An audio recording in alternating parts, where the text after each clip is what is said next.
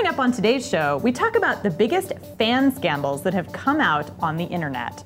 We wonder if the Sherlock scandal will end them all, and we get 2 expert opinions on fandom from those working in the field on this episode of We Come From the Future.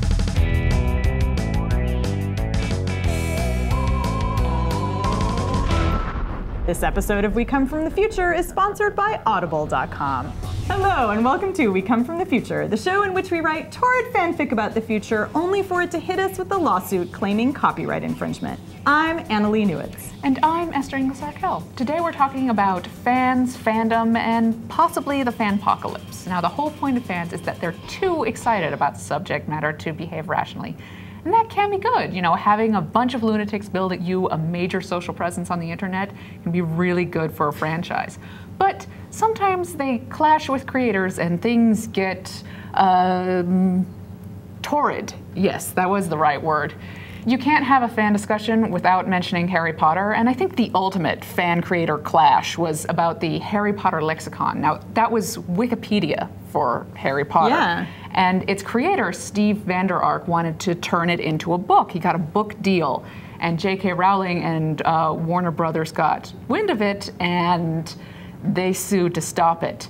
And I don't know the legalese, but I do know that all of fandom went friggin' nuts. I mean, it was like Civil War for fandom. It was Mortal Kombat. It happens a lot in fandom. You see these clashes too going the other way, where sometimes fans get angry with creators and claim that creators have stolen from the fanfic. Fanfic is the fiction that fans create set in the worlds of their favorite stories. And then, of course, there's even more internecine squabbles over if you've created a fanfic, what kinds of warnings should you put on it? So obviously you're going to put spoiler warnings, but what other things do you need to flag? And this is especially a big issue for shippers, who are people who write about relationships between characters. And sometimes those stories get a little steamy, or they go over into slash fiction, which tends to be male on male. And if you're a fan of the show Supernatural, you may have heard of a little thing called Wincest fiction, which is the 2 Winchester brothers, well, having some wincest. And if you're a fan and you're hoping for a nice romantic tale about one of those characters in some Mary Sue, and then you find out it's about Sam and Dean doing the nasty, well, you want to label that shit. That gets into some serious, territory of fan scandal. Fandom isn't really new in itself, and the fanpocalypse that's happening right now is actually based on one of the oldest fandoms, which is Sherlock Holmes.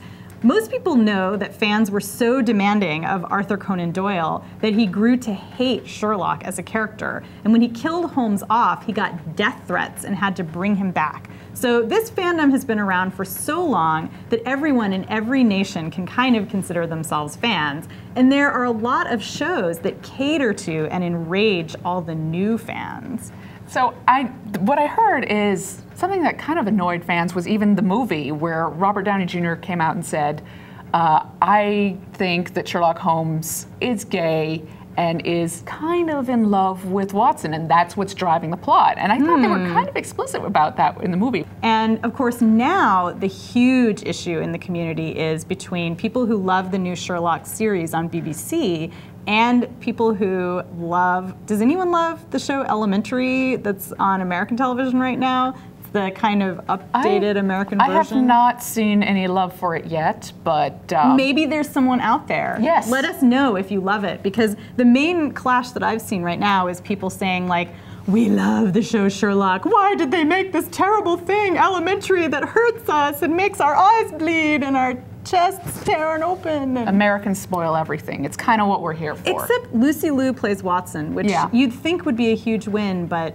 no, it's just not. Oh. So I don't know. We do await the coming of the Elementary fans. Probably if it's canceled, they'll come out of the woodwork. Oh yeah, Lost Cause syndrome. Yeah.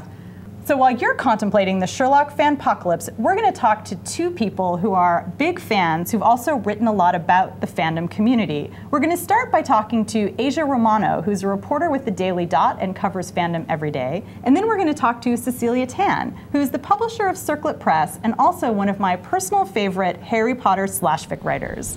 Tell me, what are some of the biggest scandals in the history of fandom? I know there's a lot, so just try to boil it down to a couple greatest hits. I would say by far, among the most scandalous wanks for any and all fandoms are ship wars.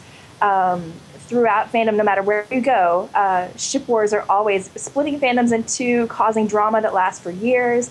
Among the most notorious are the Harry-Hermione ship war versus the Ron, Hermione, and the Harry-Ginny shippers in the Harry Potter fandom. Rose 10 from Doctor Who fandom is another incredibly controversial ship war because they essentially pitted themselves against all other Doctor Who fandom pairings that had ever come and gone since. So when these fan wars take place, when you see shippers fighting shippers, like where on the internet are they taking place? Now everything happens on Tumblr because everything on Tumblr is fandom, and all of fandom is on Tumblr, and it's getting really hard to distinguish. There are also private archives between different fandoms. Like if you go to X-Files fandom, Buffy fandom, Twilight fandom, a lot of those are really entrenched in their own private archives. And so wank will happen on forums along with all kinds of other discussion. Can you define what fan wank is? Absolutely. Wank is generally drama. And it's drama that's normally caused by fans or groups of fans behaving badly or behaving with a sense of entitlement, or in general just causing trouble, going around in their fandom of choice and making controversial statements or doing controversial things. And this can take all different kinds of forms because obviously fandom is very diverse and vast. If we want to find out more about fandom wank, what are some of the best places for us to go online to learn more? You can actually Google Fandom Wank, and you'll be taken to a journal fan community called Fandom Wank. That's also very popular, but it's also died out a little bit. So other places that you can go are Fandom Wank wikis. Fandom Wank has its own wiki. There's also the community Wank Report, which sort of gives you, people update the community with threads as they see what they think might be wank happening. So if you follow the comments along there, you can get sort of a day-to-day update. So it's like an encyclopedia of wank. Yes. Well, there's also Encyclopedia Dramatica, fanhistory.org, Fanlore, which is very, it's a very good source not only for learning about wank, but general fandom history. Cecilia, to start out, I wanted to ask you to explain to us, in the context of Harry Potter fandom, what is the difference between shipping and slash? Is there a difference? Well, so the shipping, actually, the term shipping, from what I understand of its history, comes out of the Mulder Scully fanfic, where in the days of the X-Files, there were the relation shippers who wanted Mulder and Scully to get together, and then there were everyone else, and that got shortened to shippers. The difference between shipping and pairing, say, I mean, slash these days has the connotation of being specifically male-male, but really, you can pair any two characters of any genders. It's interesting because there are those who merely go into pairing for, fun and games, is one thing. And then there are the ones who like, these are the two characters who are truly meant to be together. And clearly the writer of this actual series doesn't know what's going on, and it can get quite passionate, as you can imagine. If I wanted to find some really hot Harry Potter shipping or slash stories, where would I look?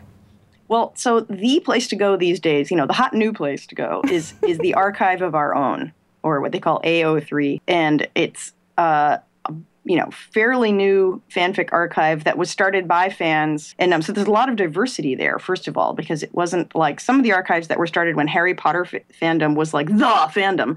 And it's 8 billion Harry Potter stories and then 8 stories about something else. The archive is very, very diverse and has very good searching abilities. So it's once you learn the interface, it's much easier to find the stuff you like. Okay, so my last question is, what is your favorite pairing in the Harry Potter universe? Well, so I like to take Harry, Snape, and Draco and put all 3 of them together. Nice. Which is complicated, but it's like you already have all these barriers to Harry and getting together with either of them. And then as far as I'm concerned, actually, if there is a canon ship that's hidden, like my version of Harry Hermione is, I think Snape Draco actually happens in the canon. I believe it's really in there, and you just never get to see any of it because it's all from Harry's point of view. But it's like, that whole 7th year, Harry's off camping in the forest, and Draco's been sent back to Hogwarts, where Snape is now the headmaster, and Draco's basically, powerless. What would Draco do? So, yeah, as far as I'm concerned, Snape-Draco actually happens. I mean, the golden age of Snape-Draco shippers was right after Half-Blood Prince, when they run off together at the end of the book. Right. So, yeah, exactly. So until book 7 starts, anything could have happened. Thank you so much, Cecilia, for joining us and telling us all about where to find the best fanfic. And if you want to know more about Cecilia's press, Circlet Press, you can go to circlet.com, and you can learn more about Cecilia on her website. And now, a word from our sponsor.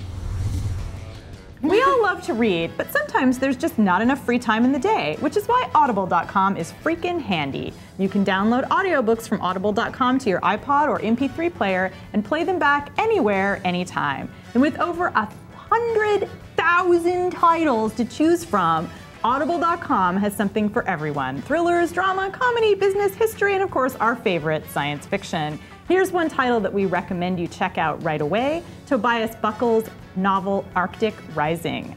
So go to audiblepodcast.com/future to get a free audiobook download of your choice when you sign up today. Catch up on your reading, help out our show, and snag a free audiobook by visiting audiblepodcast.com/future.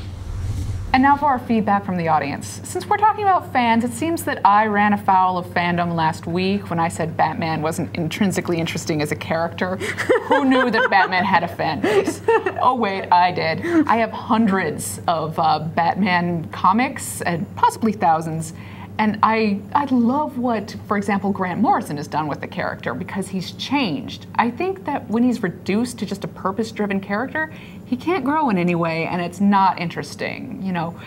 He was really upset and wanted revenge when he was 8, and now he's, like 30-something and a father of 4, still the same character. Fortunately, we can build a lot of good characters around him, so I still love his comics, but need a little growth and change sometimes, Yeah, no, and I appreciate you coming forward and showing us that you're a legit fan of Batman. I feel the same way, though. I mean, I feel that way about Buffy. I feel like she's kind of a boring character who's surrounded by interesting characters, and you can argue with me all you want, but I mean, the fact is that a lot of times those characters that drive a story are often a little bit empty, and it's true, Buffy changed toward the end, and did we like that? Maybe it wasn't the greatest way of changing her. Some of it was good, some of it was bad. But I think that we all appreciate your Batman love now. We know that that's a real part of your heart. So today on We Come From the Future, we've all learned a very special lesson about what pisses fans off. Now we want to hear from you. Write to us at wecomefromthefuture@revision3.com and find us on iTunes by searching for IO9. And you can subscribe to us on the Revision 3 site at revision3.com/wecomefromthefuture and on YouTube by clicking right here. And until the next Fanpocalypse, we'll see you in the future.